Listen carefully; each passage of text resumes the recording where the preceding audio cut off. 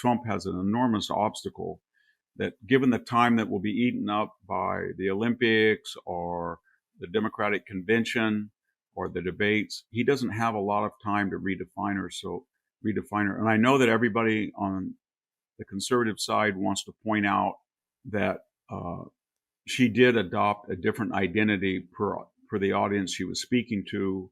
She had an amorous relationship with Willie Brown that really jump-started her. She had an undistinguished career as a prosecutor, both in San Francisco and statewide as Attorney General. But unfortunately for them, they don't have time to do that. I don't see that, to get into that stuff. All they have time to do is to say, this is what she was for, show the clips. This is the most radical presidential candidate, far more radical than Jimmy Carter or Mike Dukakis or George McGovern. This is what she did as vice president, and this is what she will do if they can just hammer that in the way that the late Lee Atwater did on Michael Dukakis. It was very similar. He kept saying, I've been looking at that campaign, he kept saying, I'm not ideological. I'm not a liberal. I'm a competent governor. It's about competence. It's about technocracy. I engineered the Massachusetts miracle. This is not about George Bush, the conservative, or me, the Massachusetts liberal. And then Lee Atwater stepped up and said, yes, it is.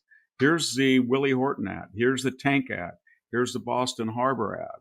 And when I got done, he said, I'm going to take the bark off you. And the reason I'm mentioning this is Dukakis on August 1st was 17 points ahead in the poll.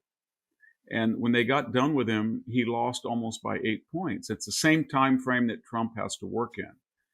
But the difference was Lee Atwater sort of hijacked the Elder Bush aristocratic campaign. And once he was successful, if you remember, he died shortly of a brain tumor.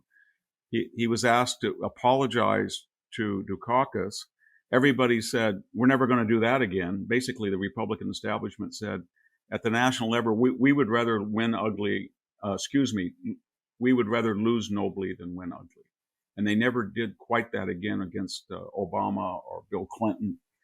And the result is they've lost 7 out of the last 8 popular votes, and they've never won 51% since. So Donald Trump, if he wants to win, is going to have to be, doesn't have to be ad hominem. In fact, he shouldn't, but he has to show everybody who she is and why she won't run on her record and why she won't tell us that she's still proud of being a radical.